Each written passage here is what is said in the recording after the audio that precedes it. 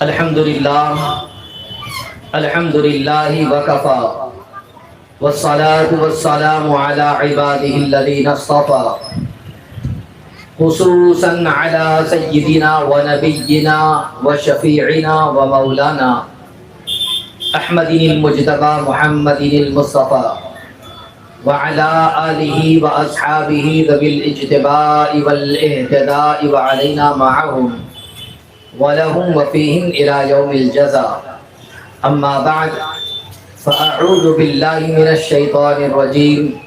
بسم الله الرحمن الرحيم.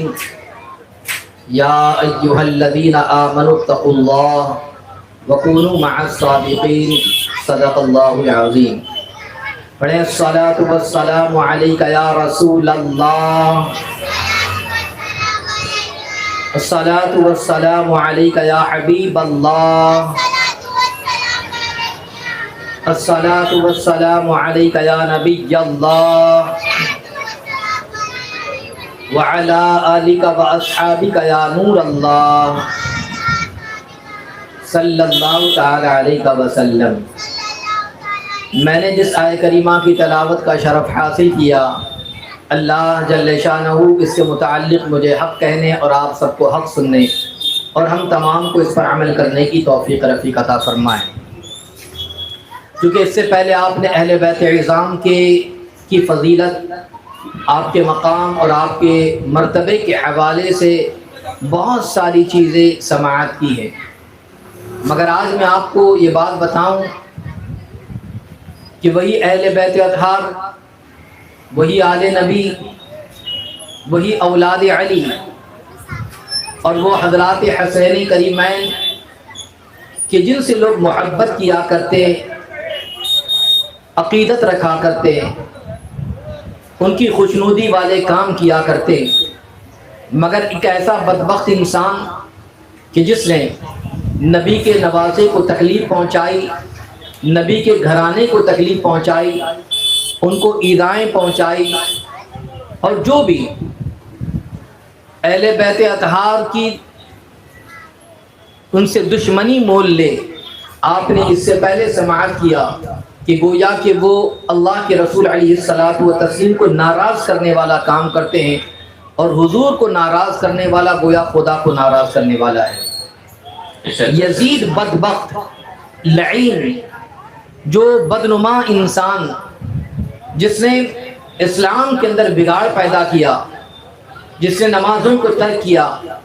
جس نے شریعت کے خلاف بہت سارے کام کیے، حتیٰ کہ اس کے زمانے میں فسق و فجور عام ہو چکا تھا،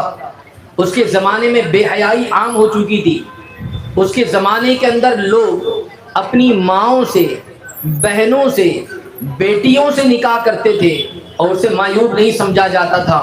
آپ سمجھے تو صحیح وہ کیسا دور رہا ہوگا کہ جس دور میں ایک بیٹا ماں سے نکاح کر رہا ہو یا ایک باپ بیٹی سے نکاح کر رہا ہو. آپ اس سے اندازہ لگائیے کہ اس طریقے سے اس نے فسق و فجور کو عام کیا تھا. شراب اور کباب چلا کرتی تھی، لوگ مسجدوں سے دور تھے، نمازوں سے دور تھے، عبادت سے دور تھے، سرکار علیہ الصلاۃ والتسلیم کی سنتوں سے دور تھے. اس طریقے کا ماحول تھا، اور ایسا فاسق انسان، ایسا فاجر انسان، ایسا نافرمان انسان، ایسا دین کا دشمن انسان اگر وہ تخت پر بیٹھ جائے اور پھر بیعت لینا شروع کر دے تو پھر نبی کے نواسے کیسے اس کی بیعت قبول کر سکتے ہیں؟ کیسے اس کے ہاتھوں میں ہاتھ دے سکتے ہیں؟ کیسے اسے اپنا سردار تسلیم کر سکتے ہیں؟ اس لیے کہ امام عالی مقام کی ہر حرکت یہ امت کے لیے رہنمائی کا درجہ رکھتی ہے. اگر میرے امام ہاتھ دے دیں تو گویا کہ قوم تو یہ سمجھے گی کہ فاسق کی اطاعت بھی کی جائے، فاسق کی پیروی بھی کی جائے، ان کی باتوں پر بھی عمل کیا جائے، ان کی باتوں کو بھی مانا جائے. گویا کہ اس طریقے کا معاملہ ہو جائے گا. جب حضرت امیر معاویہ رضی اللہ مولا تبارک و تعالیٰ کا وصال ہوا حضرت امام حسین مدینہ منورہ کے اندر موجود تھے، اور حضرت امام حسین جب مدینہ منورہ میں تھے، حضرت امیر معاویہ رضی اللہ عنہ تعالیٰ عنہ کوفہ کے گورنر تھے، اس موقع پر بھی بہت سارے لوگوں نے آپ کو اصرار کیا تھا اگر آپ کوفہ تشریف لے آئیں تو ہم آپ کے ہاتھ میں بیعت کرنے کے لیے تیار ہیں، مگر امام حسین علی جدی علیہ السلام نے بارہا منع فرمایا تھا۔ اور اب تو حضرت امیر معاویہ کا جب وصال ہو گیا، مدینہ منورہ کے گورنر ولید بن عقبہ، جن کو خط کے ذریعے یہ اطلاع دی جاتی ہے حضرت امیر معاویہ وصال فرما چکے ہیں، اور اب ان کا بیٹا یزید جو ہے وہ تخت خلافت پر بیٹھ چکا ہے، اور اس نے تخت پر بیٹھنے کے ساتھ ساتھ حضرت امام حسین، حضرت عبداللہ ابن عمر، حضرت عبداللہ ابن زبیر اور اس طریقے سے اجلہ صحابہ کی بیعت کے حوالے سے اصرار کیا ہے۔ اب مدینہ منورہ میں امام علی مقام موجود ہے، خط لکھا گیا ولید بن عقبہ کو کہ آپ جائیں اور فوراً حسین ابن علی کو بلائیں اور یزید کی بیعت کے لیے آپ فورس کریں، آپ ان کو جو ہے بہت زیادہ دباؤ ڈالیں، اگر وہ بیعت کر لیتے ہیں تب تو ٹھیک ہے۔ اللہ اکبر، ولید بن عقبہ اس نے کہا ٹھیک ہے۔ اب امام علی مقام رضی اللہ عنہ تبارک و تعالیٰ عنہ کو بلایا گیا، میرے امام جو ہے وہ ولید کے یہاں پر جاتے ہیں، اور اکیلے نہیں جاتے، اپنے چند ساتھیوں کو لے جاتے ہیں، اور وہاں ولید نے اپنے مشورے کے طور پر، اپنے مشیر کے طور پر جو ہے مروان بن حکم کو بلایا تھا۔ اس لیے میں آپ کو یہاں پر رہ کر ایک بات بتانا چاہوں گا، جب بھی کسی چیز کے حوالے سے مشورہ کرے، مشورہ کرنا سنت ہے اور مشورہ کیا جائے، مگر جب بھی مشورہ کرنا ہو تو ایسے شخص کے ساتھ مشورہ کیا جائے یا ایسے کو اپنا مشیر بنایا جائے جو اللہ سے ڈرنے والا ہو، جو رسول سے محبت کرنے والا ہو، اس لیے کہ وہ آپ کو صحیح مشورہ دے گا۔ آج اگر آپ دیکھیں کہ اگر آپ نے اپنی کسی بات کو ایسے بندے کے سامنے شیئر کی کہ آپ مجھے اس کے بارے میں مشورہ دے، اگر وہ بندہ اللہ سے ڈرنے والا نہیں ہے تو آپ کو غلط مشورہ دے گا، غلط راہ کی طرف لے جائے گا۔ اب آپ دیکھیں ولید بن عقبہ جو مدینہ منورہ کے اس موقع پر گورنر تھے، انہوں نے مروان بن حکم کو بلایا مشیر کے طور پر مشورہ دینے کے لیے کہ یزید کا اس طریقے سے خط آیا ہے کہ حسین ابن علی سے بیعت لی جائے، اس بارے میں تمہارا کیا خیال ہے؟ اس نے بلایا امام علی مقام اپنے چند ساتھیوں کے ساتھ اس کے گورنر ہاؤس میں پہنچے، اور پہنچنے کے بعد ان سے کہا کہ یزید دیکھے تخت خلافت پر بیٹھ چکا ہے، حضرت امیر معاویہ کا وصال ہو چکا ہے، اب میں آپ سے بیعت کے حوالے سے سوال کر رہا ہوں۔ میرے امام ارشاد فرماتے ہیں اگر بیعت کرنی ہے تو پھر چھپ کر کیوں، گورنر ہاؤس میں کیوں؟ اگر آپ کو بیعت لینی ہے تو عام مسلمانوں سے جس طریقے سے بیعت لینی ہے اسی طریقے سے آپ مجھ سے بھی مطالبہ کریں، اس لیے کہ اس کا طریقہ یہی رہا ہے۔ اس سے پہلے خلفاء جو آئے ہیں انہوں نے بیعت کی ہے تو چھپ چھپا کر کسی سے بیعت نہیں لی، بلکہ اعلانیہ طور پر یہ سلسلہ رہا ہے، تو آپ بھی عام طور پر اعلان کریں کہ یزید کی بیعت قبول کریں، مجھ سے بھی سوال کر لے، پھر جو ہوگا دیکھا جائے گا۔ مگر اللہ اکبر، اس موقع پر اس نے کہا کہ نہیں، یزید کا دباؤ ہے کہ آپ سے بیعت قبول کی جائے، آپ سے بیعت لی جائے۔ اس موقع پر میرے امام جو ہے ارشاد فرماتے ہیں کہ نہیں، یہاں پر میں بیعت نہیں کر سکتا، اور اس کے بعد وہاں سے روانہ ہونا چاہتے ہیں، کہتے ہیں کہ ٹھیک ہے رات گزر جانے دیجیے، اس کے بعد دیکھا جائے گا۔ مروان بن حکم جو آپ کے قریب موجود تھا، جو ولید بن عقبہ کا بلایا ہوا تھا، مشیر کے طور پر اس سے بلایا تھا، یہ مروان بن حکم کہتا ہے اے ولید، اے گورنر سنو، آج ہی فورس کرو اور ابھی ہی دباؤ بناؤ، حسین ابن علی پر دباؤ بناؤ، اگر تم نے ابھی دباؤ نہ بنایا اور ابھی فورس نہ کیا تو پھر کل قابو پانا مشکل ہو جائے گا، اگر یہ مانے تب تو ٹھیک ہے، اور اگر یہ نہ مانے تو انہیں قتل کر دو۔ اللہ اکبر، آپ دیکھو اگر مشیر بدبخت ہو، مشورہ دینے والا یہ بھی اللہ تبارک و تعالیٰ کا خوف رکھنے والا نہ ہو تو پھر ایسا مشورہ دیتا ہے کہ نواسے رسول کو تم شہید کر دو۔ اللہ اکبر، جب اس طریقے کی بات اس سے گئی کہ میرے امام ارشاد فرماتے او مروان، او بدبخت، اس لیے کہ تو گرگٹ ابن گرگٹ ہو۔ جب مروان پیدا ہوا تھا اور مروان کی پیدائش سے پہلے حکم جو مروان کا باپ تھا حضور کی بارگاہ میں آیا تھا، میرے آقا علیہ السلام نے اس پر لعنت فرمائی تھی اور اس کے سم میں اور لعنت ہی نہیں فرمائی بلکہ آقا کریم صلی اللہ علیہ وسلم نے اسے مدینہ سے شہر بدر کر دیا تھا، مدینہ سے نکال دیا تھا۔ اب آپ سوچو، نبی جس کو جو لوگوں کے ساتھ بھلا سلوک کرے، دعائیں دے، دشمنوں کو بھی آپ گالیاں نہ دے بلکہ دشمنوں کے ساتھ اچھا سلوک کرے، ان کو دعائیں دے، وہ نبی اگر کسی کو شہر بدر کر رہے تو اس کا مطلب کتنا فتین ہوگا وہ بندہ۔ تو حکم کو میرا آقا علیہ السلام نے شہر بدر کیا تھا، اپنے مدینہ سے نکال دیا تھا۔ اللہ اکبر، وہی مروان ہے، کہتے ہیں کہ تو مجھے گالیاں دیتا ہے اور تو مجھے کہتا ہے کہ قتل کر دو، یاد رکھ لے تو ہرگز ایسا نہیں کر سکتا۔ اور پھر اس کے بعد امام جو ہے وہاں سے پلٹتے ہیں، باہر نکلنے لگ جاتے ہیں، ولید بن عقبہ کچھ نہیں کہتا ہے، میرے امام تشریف لے آتے ہیں۔ اب اس کے بعد مروان ولید سے کہتا ہے، مدینہ کے گورنر سے کہتا ہے، تم نے بڑا اچھا موقع تھا وہ ہاتھ سے جانے دیا، اگر آج تم قابو پا لیتے، آج حسین ابن علی کو شہید کر دیتے تو بات آگے نہ بڑھتی۔ اللہ اکبر، اب ولید کا جواب سنیے، وہ کہتا ہے، ولید بن عقبہ، ارے تم کس چیز کے بارے میں مجھ سے مطالبہ کر رہے ہو، کیا مشورہ دے رہے ہو؟ کیا نبی کے نواسے کو میں شہید کر دوں؟ یزید کی بیعت قبول نہ کرنے پر کیا میں نبی کے نواسے کا خون بہا دوں؟ یاد رکھ، اس سے کہتے ہیں مروان سن، اگر دنیا اور دنیا کی ساری نعمتیں، دنیا کا سارا مال و متاع اگر میری جھولی میں ڈال دیا جائے اور مجھ سے کہا جائے کہ نبی کے نواسے کا تم خون کر دو، ان کو قتل کر دو، تو یہ مجھ سے ہرگز نہیں ہو سکتا۔ اللہ اکبر، اللہ اکبر۔ اور میرے امام جو ہے وہاں سے روانہ ہو جاتے ہیں۔ اب رات کا وقت ہے، امام عالی مقام رضی اللہ عنہ مولا تبارک و تعالی نے اپنے گھر والوں کو فرمایا، یہاں سے مدینہ منورہ سے رحلت کرنا ہے، یہاں سے کوچ کرنا ہے۔ تیاریاں شروع ہو گئی ہے۔ اب اس کے بعد اونٹ لائے گئے اور سامان کو جو ہے باندھا جا رہا ہے، اونٹ پر لادا جا رہا ہے، اس سے کہ مدینہ سے روانگی کا وقت گویا کہ آ چکا ہے۔ وہ مدینہ جن کی گلیوں میں میرے امام چلا کرتے تھے، وہ مدینہ جو ان کے نانا کا شہر ہے، وہ مدینہ جہاں پر آقا علیہ الصلوۃ والتسلیم کی صحبت میں انہوں نے اپنی زندگی گزاری ہے، جو جہاں پر اپنے بڑے بھائی کے ساتھ بھی رہے ہو، اپنے والد اور والدہ کے ساتھ بھی رہے ہو، اور ان گلیوں کو میرے آقا امام حسین دیکھ رہے ہیں۔ ان گلیوں سے میرے امام گزرا کرتے اور وہ یادیں ساری کی ساری یادیں تازہ، بلکہ امام کی شان تو بڑی نرالی ہے۔ ایک عاشق اگر ایک مرتبہ مدینہ چلا جائے تو اس کا دل مچلنے لگ جاتا ہے کہ میں اس شہر میں پھر جاؤں، اس سے کہ وہاں تو رحمت و نور کی بارش ہوتی ہے۔ وہ مدینہ جو میرے آقا علیہ السلام کا شہر ہے، آرام گاہ ہے، بلکہ نبی جس شہر سے محبت کرتے ہو مدینہ ہے، بلکہ نبی کا وصال اسی مقام پر ہوتا ہے جس شہر کے اندر میرے آقا علیہ الصلوۃ والتسلیم کا وصال ہوتا ہے، وہیں پر آپ کی تربت بھی ہوتی ہے۔ اور میرے امام جو ہے میرے آقا علیہ الصلوۃ والتسلیم یہ نبی ہے، اور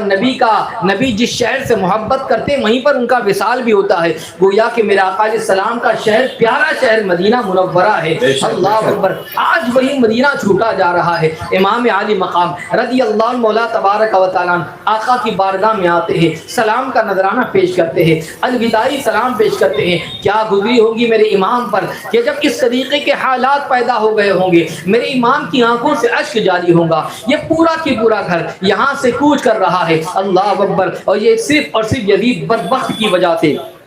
یہ تمام کے تمام لوگ مدینہ منورہ سے رحلت کر کے مکہ مکرمہ کی جانب رواں دوا ہونے والے ہیں۔ اللہ اکبر، اللہ اکبر۔ سارا گھرانہ جو ہے وہ تیاری کر رہا ہے۔ جب رات ہو جاتی ہے سارے کے سارے لوگ سو جاتے ہیں۔ اب اس کے بعد میرے امام اپنے ساتھیوں کے ساتھ، چند ساتھیوں کے ساتھ مدینہ منورہ سے مکہ مکرمہ کی طرف روانہ ہو جاتے ہیں۔ آپ رحلت فرما جاتے ہیں، اور مکہ مکرمہ میں جانے کے بعد جس طریقے سے ایک پناہ گزی وہاں پر رہتا ہے، ایک مسافر جس طریقے سے وہاں پہنچتا ہے، بالکل اسی انداز میں آپ مکہ مکرمہ پہنچ جاتے ہیں۔ شعبان میں میرے امام مدینہ منورہ سے روانہ ہوئے تھے، 4 شعبان کو آپ جو ہے مکہ مکرمہ پہنچ جاتے ہیں۔ اگر میرے امام چاہتے مکہ مکرمہ پہنچنے کے بعد اگر بیعت لیتے یا فوج جمع کرتے، یزید کے خلاف اگر لوگوں کو جو ہے ابھارتے، تو یاد رکھ لیجئے میرے امام کے ساتھ ایک لشکر جرار ہوتا، مگر میرے امام نے ایسا نہ کیا، بلکہ مکہ مکرمہ میں جس طریقے سے عام طور پر رہتے ہیں بالکل اسی طریقے سے رہنے لگ گئے.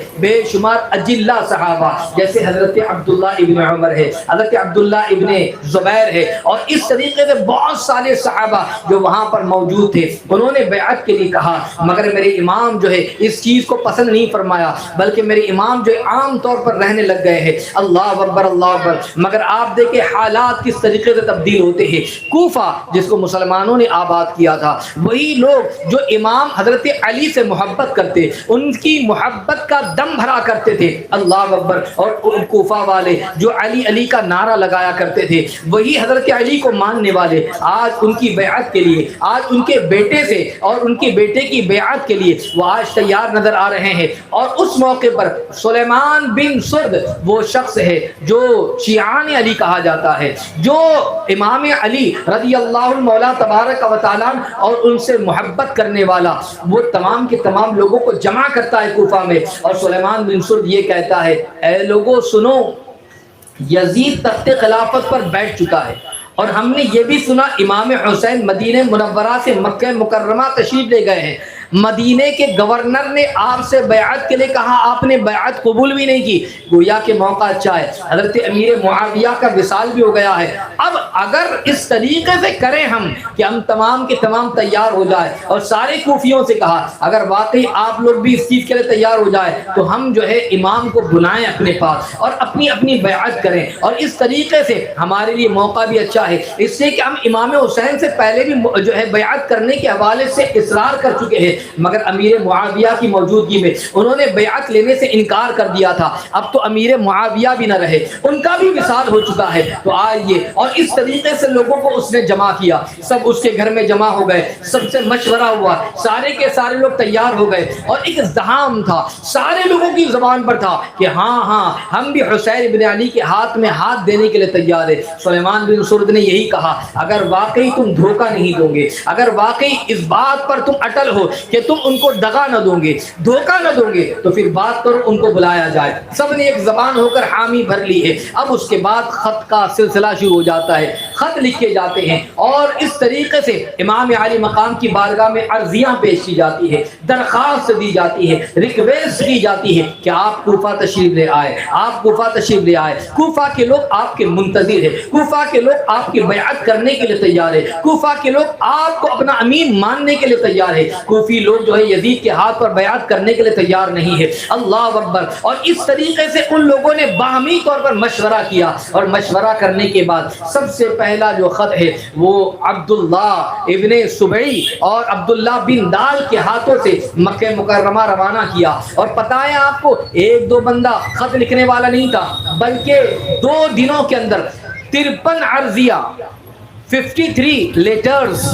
خطوط اتنے, اور ایک ایک خط کے نیچے 2 3 4 لوگوں کی دستخط ہے کہ ہم بھی اس بات کا اقرار کرتے آپ تشریف لائیں, ہم بھی اس بات کے لیے مصر ہے کہ آپ آ جائیں. اس طریقے سے 2 دن کے اندر 53 خطوط آپ کی بارگاہ کے اندر یعنی کوفہ سے مکہ آ گئے, اور پھر اس کے بعد خط کا سلسلہ جاری ہو گیا, اور تمام کے تمام لوگوں کا اصرار یہی تھا کہ آپ کوفہ آ جائیں, آپ کوفہ آ جائیں, ہم آپ کی بیعت کرنے کے لیے تیار ہیں. آپ دیکھیں امام حسین رضی اللہ مولا تبارک و تعالیٰ کی شہادت کی خبر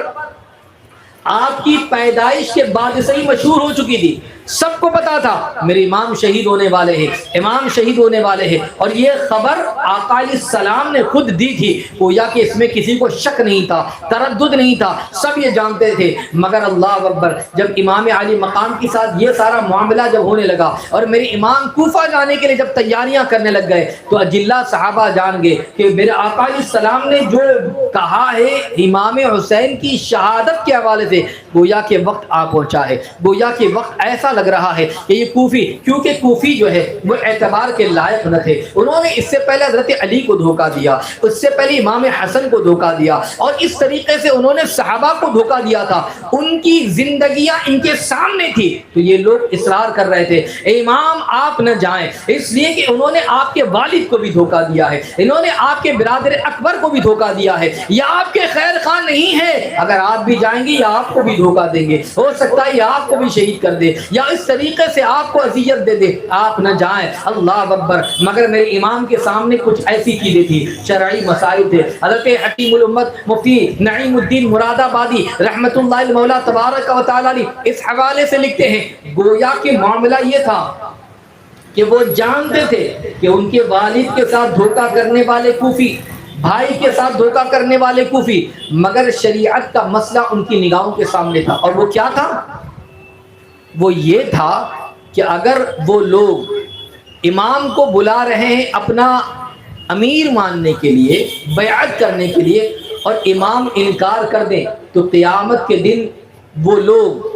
جو امام کو بلا رہے ہیں اللہ کی بارگاہ میں عرض گزار ہو جائے گی کہ ہم پر ایک ظالم حاکم مسلط ہونے چاہ رہا تھا، فاسق و فاجر یزید مسلط ہونا چاہ رہا تھا، اور اس زمانے میں حسین ابن علی سے سب سے زیادہ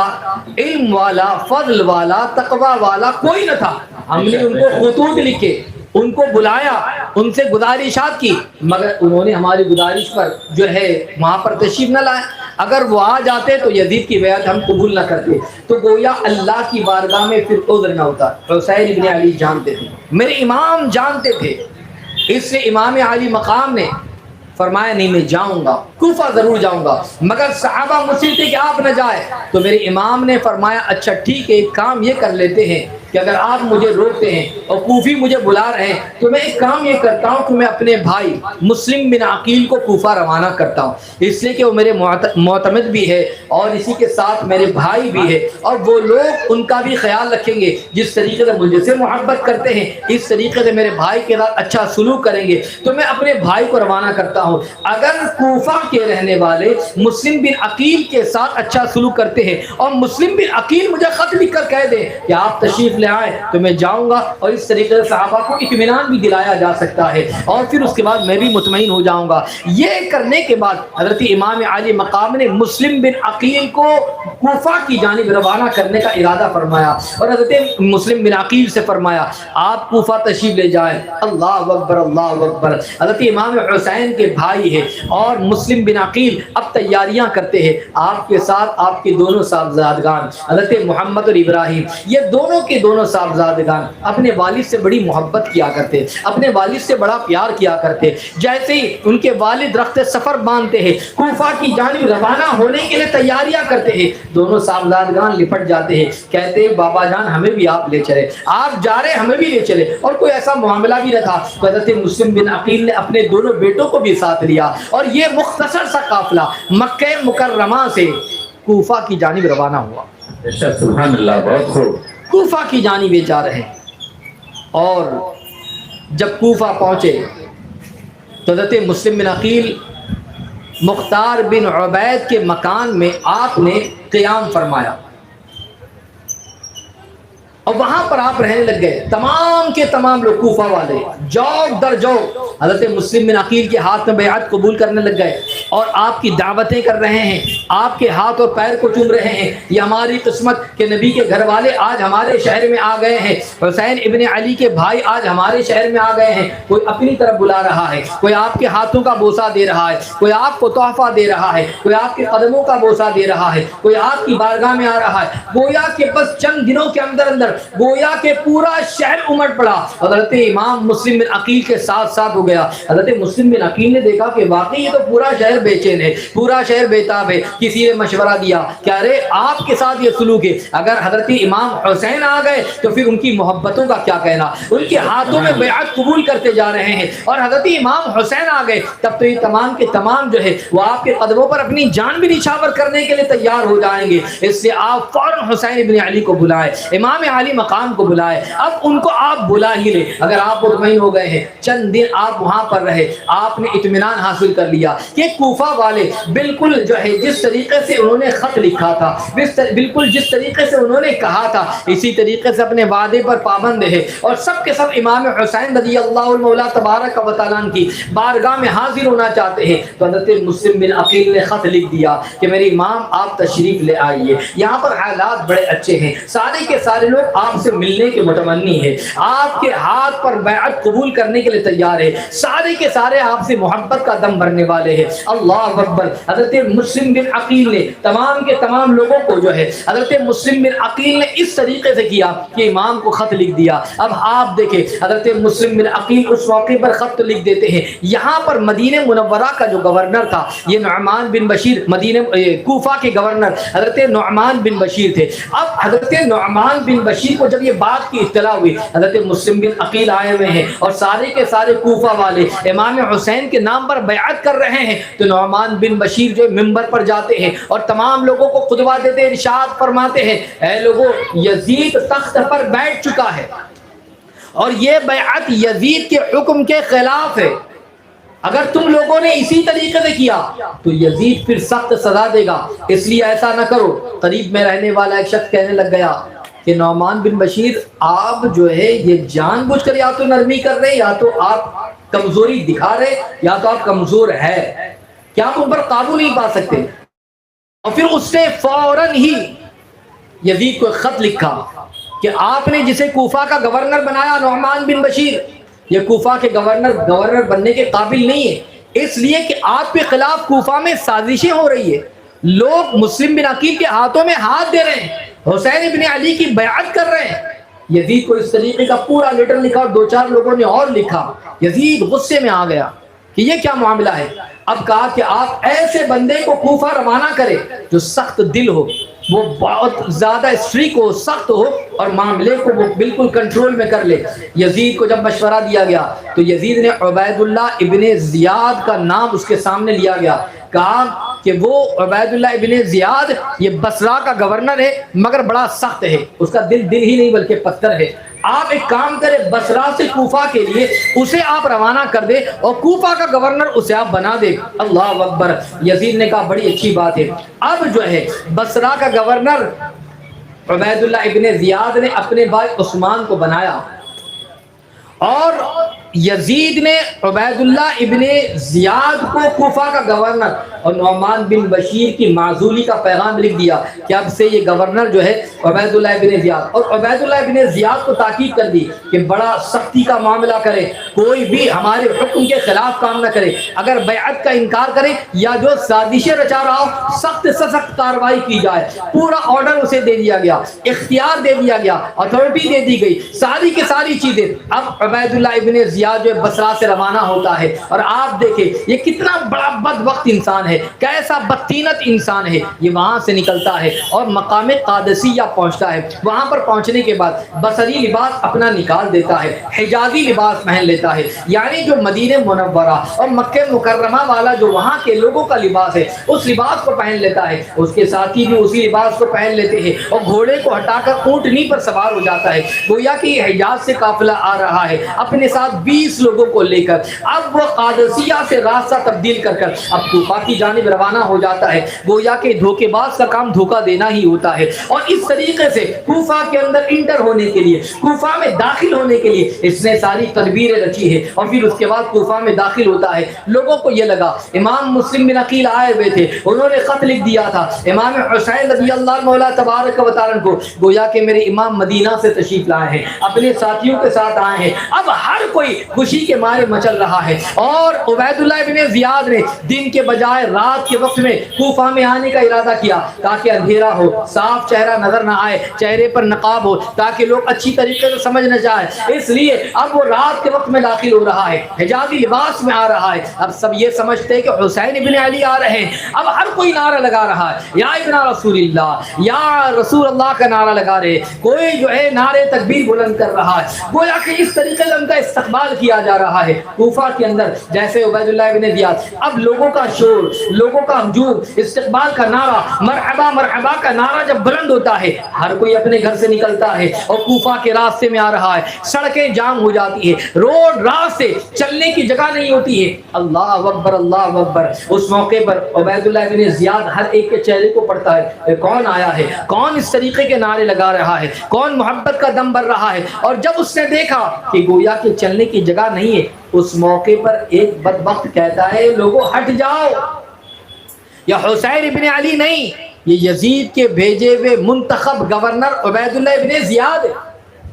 جب لوگوں نے سنا تو لوگ ہکے بکے رہ گئے، یہ کیا معاملہ ہے؟ سارے کے سارے لوگ اپنے اپنے گھروں کی طرف روانہ ہو جاتے۔ عبید اللہ ابن زیاد رات کے وقت میں گورنر ہاؤس پہنچتا ہے، نعمان بن بشیر کو وہ معزولی کا پیغام دیتا ہے کہ آپ یہاں سے چلے جائیں۔ اب اس کے بعد عبید اللہ ابن زیاد سب سے پہلے رات کے وقت کام یہ کرتا ہے کہ جتنے قبیلے تھے کوفہ کے، ان قبیلے کے سرداروں کو اس نے بلایا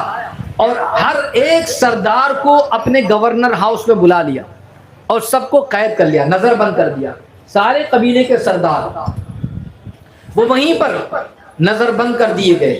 یہ سب سے پہلے عبید اللہ ابن زیاد نے کام کیا۔ اب یہ خبر عام ہو گئی کوفہ میں کہ عبید اللہ ابن زیاد نیا گورنر بنا ہے، بڑا بدبخت ہے۔ تو حضرت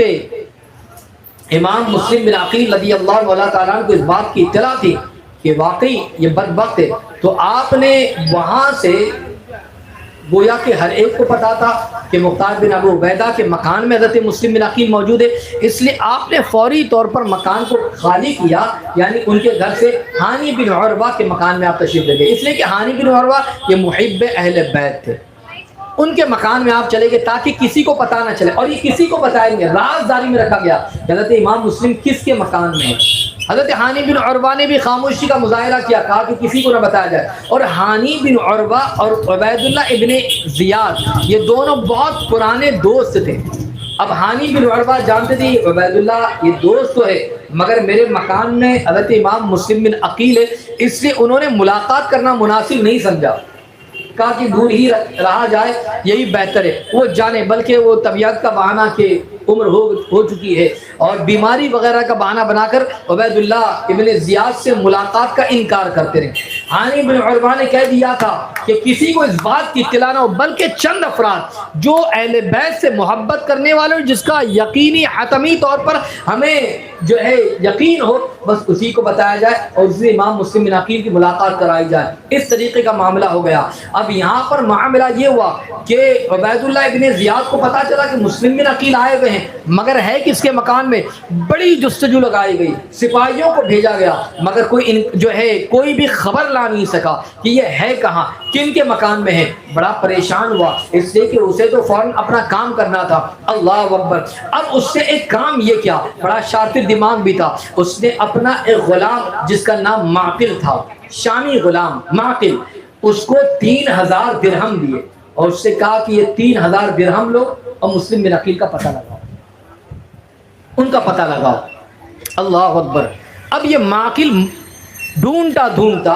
دن بھر دیکھا کہیں کوئی خبر نہیں مل رہی، چوراہے پر کوئی بات نہیں کرتا، دکانوں پر کہیں سے خبر نہیں مل رہی، ہر جگہ گیا کہ کہیں مسلم بن عقیل کی خبر مل جائے۔ جب کہیں اس کو خبر نہ ملی تو رات کے وقت میں وہ شخص مسجد میں چلا گیا، کہا دیکھتے مسجد میں چلتے، اس سے کہ مسجد میں آنے والا اللہ سے ڈرنے والا ہوتا ہے، مسجد میں آنے والا رسول اللہ سے محبت کرنے والا ہوتا ہے، اہل بیت سے پیار کرنے والا ہوتا ہے۔ جب وہاں پر وہ معقل پہنچا تو کیا دیکھا؟ وہاں پر مسلم بن عوسجہ اسدی جو محب اہل بیت تھے، نمازی تھے، عبادت گزار تھے، تقویٰ کے پابند تھے، وہیں پر وہ عبادت کر رہے تھے۔ اب اس نے دیکھا، معقل ان کے پاس پہنچا، ہاتھ پیر کو چومنے لگ گیا، کہنے لگا آپ کے چہرے پر تو بڑا نور نظر آ رہا ہے، آپ بڑے اچھے انسان معلوم ہوتے ہیں، بڑے نمازی معلوم ہوتے ہیں، میں بھی شام سے آیا ہوں، میں نے سنا کہ اہل بیت اطہار کا ایک چراغ مسلم بن عقیل یہاں پر آئے ہوئے ہیں، میں نے سوچا کہ آپ سے پوچھ لو، ان سے ملاقات کر لے، میری آنکھیں بےتاب ہے، بے چین و بے قرار ہو رہا ہوں، آئیے میں آپ سے پوچھ لوں۔ حضرت مسلم بن عوسجہ نے کہا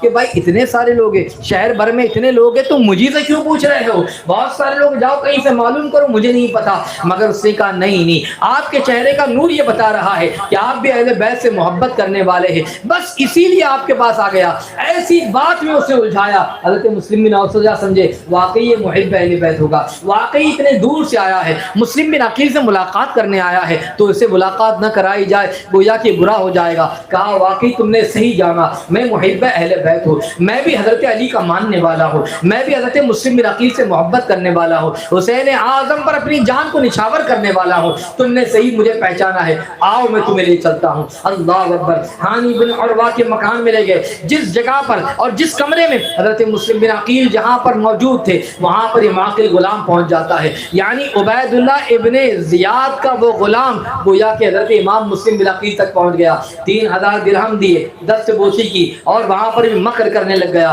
کہ حضور میں شام سے آیا اور وہیں پر بیٹھنے لگ گیا، میرا تو یہاں پر کوئی ہے نہیں، اس سے صبح سے شام تک آپ کی صحبت اختیار کروں، آپ کی باتیں میں سنوں، آپ سے کچھ علم حاصل کروں، فیض حاصل کروں، گویا کہ دن بھر وہیں پر رہتا اور انہی کے ساتھ رہتا۔ اب کون آ رہا ہے، کون جا رہا ہے، کیا باتیں ہو رہی ہے، کیا تیاریاں چل رہی ہے، کیا پلاننگ چل رہی ہے، ہر ایک کو وہ سنتا، رات کے وقت میں عبید اللہ ابن زیاد کو ساری خبر دے دیتا، پھر صبح آتا اور آنے کے بعد دن بھر رہتا، دن بھر کی ساری روزات عبید اللہ ابن زیاد کو بتاتا، پھر آتا، چند دنوں تک یہ سارا معاملہ ہوتا رہا۔ اب اس کے بعد پکا یقین ہو گیا کہ گویا کہ اس طریقے سے سازشیں ہو رہی ہے، گویا کہ تیاریاں چل رہی ہے، پلاننگ چل رہی ہے۔ اب عبید اللہ ابن زیاد نے ہانی بن عروہ کو بلایا اور کہا کہ تم آؤ۔ ہانی بن عروہ نے بیماری کا بہانہ بنایا، مگر اس موقع پر کہتے ہیں نہیں تمہیں آنا ہوگا۔ ہانی بن عروہ نے سوچا کہ عبید اللہ ابن زیاد کو کیا خبر میرے گھر میں کون ہے، اس سے تنہا تشریف لے جاتے ہیں۔ جیسے اس کے گورنر ہاؤس میں پہنچے،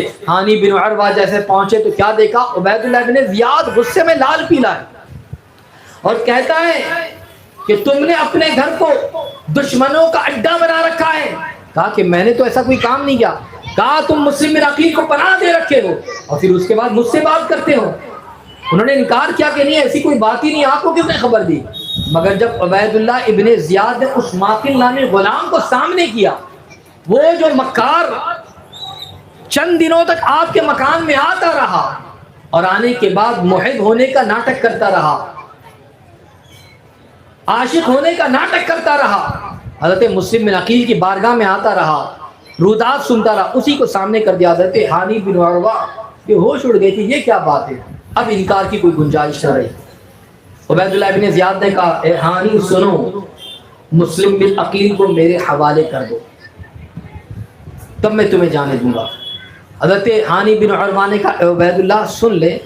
یہ میرے گھر پر آئے ہوئے ہیں، میرے مہمان ہیں، مجھے اتنی مہلت دے دو، ابھی میں گھر پر نہیں رکھوں گا، فوراً ان سے کہہ دوں گا کہ بھائی آپ جہاں چاہیں چلے جائیں مگر میرا مکان خالی کر دے، کوئی ایسی بات نہیں ہوگی، میں ان سے کہہ دوں گا۔ انہوں نے کہا نہیں، تمہیں میرے حوالے کرنا ہوگا۔ حضرت ہانی کہتے ہیں میں اپنے مہمان کو قتل کرنے کے لیے تیرے حوالے کر دوں، یہ مجھ سے نہیں ہو سکتا کہ مہمان کو قتل کرنے کے لیے میں تمہیں حوالے کر دوں۔ اللہ، بات چیت بڑھتی رہی، کہا اگر تم میرے حوالے نہ کرو گے تو پھر یاد رکھ لینا میں تمہارے ساتھ برا سلوک کروں گا۔ ہانی بن عروہ نے کہا کسی قبیلے مزحج جو کوفہ کا بڑا قبیلہ تھا اس قبیلے کے سردار سے کہا اگر تو نے میرے ساتھ بدسلوکی کی تو پھر میرے قبیلے والے تجھے چھوڑیں گے نہیں اور پھر تجھ سے حساب برابر کیا جائے گا۔ عبید اللہ ابن زیاد نے کہا تو مجھے دھمکیاں دے رہا ہے، گورنر کو تو دھمکیاں دے رہا ہے۔ کہا کہ نہیں، پھر سن لینا، جب اس طریقے کی بات ہوئی اس کے ہاتھ میں ڈنڈا تھا، وہ ڈنڈا آپ کے منہ پر اور آپ کے سر پر اتنا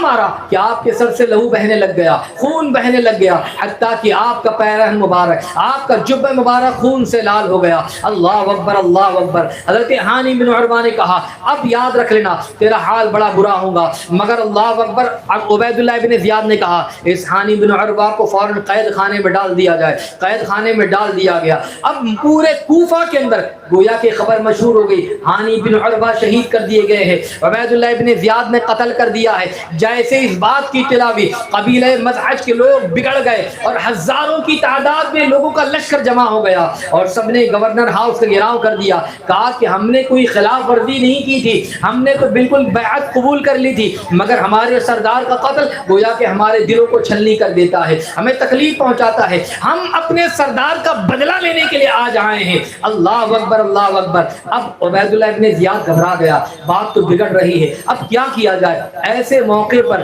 قاضی شریح جو بڑے عالم تھے، بڑے قاضی تھے، اس سے پہلے قاضی شریح کا ایک تذکرہ میں نے آپ کو کیا تھا، آپ کو اندازہ ہوگا، بڑے عالم تھے، نیک انسان تھے۔ عبید اللہ ابن زیاد نے قاضی شریح کو بلایا اور ان سے کہا کہ آپ فوراً پہلے جائیں ہانی بن عروہ کے پاس، ان کو دیکھیں زندہ ہے یا نہیں، اور پھر اس کے بعد ان کی خبر ان کے قبیلے والوں کو دے دے۔ عمر بن الحجاج جو ان کا بڑا بھائی تھا نسبتی اعتبار سے، جو پورے لوگوں کو لے کر آیا تھا، کہا کہ اسے بتا دینا کہ ہانی زندہ ہے مگر کسی مصلحت کے تحت وہ اندر ہے۔ اللہ اکبر۔ اب ایسے موقع پر اللہ اکبر قاضی شرح جاتے ہیں قید خانے میں، دیکھا اور کہا اے ہانی، لوگ باہر آئے ہوئے شور شرابہ کر رہے اور ہانی بھی ان کی آوازوں کو سن رہے تھے۔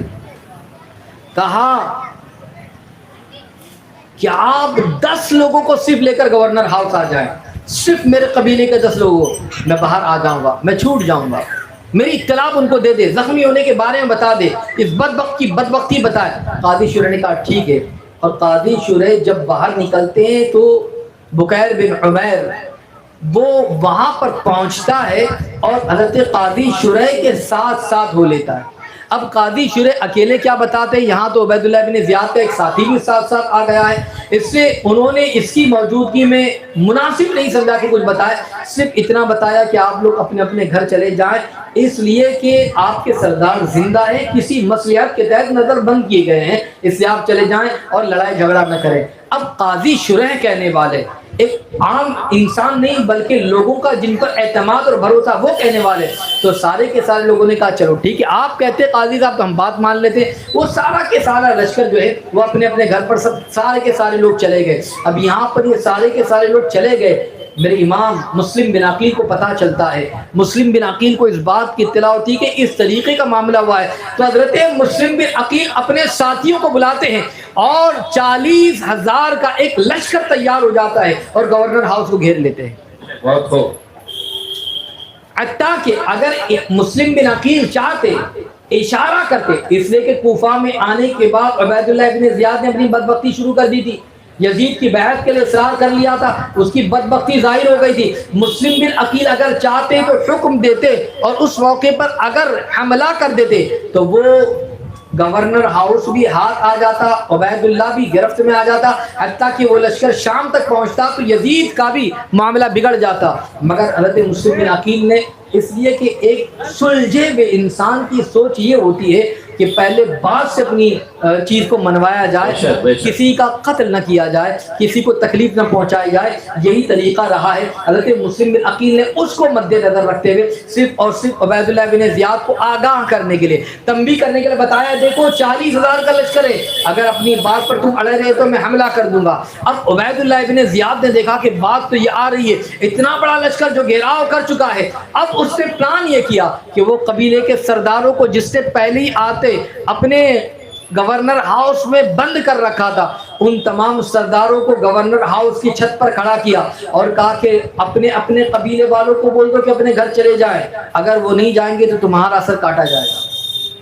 تمہیں اس کی سزا بھگتنی ہوگی۔ اب یہ سارے کے سارے سردار گھبرا گئے، سب اوپر پہنچے اور اپنے اپنے قبیلے والوں سے منتیں کرنے لگ گئے۔ عبید اللہ بن زیاد کہہ رہا ہے اپنے گھر چلے جاؤ، اگر نہ گئے تو ہمارا حال بھی برا ہو جائے گا، تمہارا حال بھی برا ہو جائے گا، اس سے پریشانی آ جائیں گی، آپ لوگ اپنے اپنے گھر چلے جائیں۔ اللہ اکبر اللہ اکبر۔ اب قبیلے کے سردار کہہ رہے ہیں تو یکی بعد دیگر آہستہ آہستہ تھوڑے تھوڑے لوگ جو ہے وہ بکھرنا شروع ہو جاتے ہیں، مجمع بکھرتا ہے، تیتر بیتر ہوتا ہے، یہاں تک کہ شام ہوتے ہوتے وہ مجمع جو 40,000 کا لشکر تھا، وہ لشکر مغرب کی نماز سے پہلے 500 لوگوں پر مشتمل تھا، سارے کے سارے لوگ وہی کوفی جنہوں نے بدبختی اس سے پہلے کی تھی، آج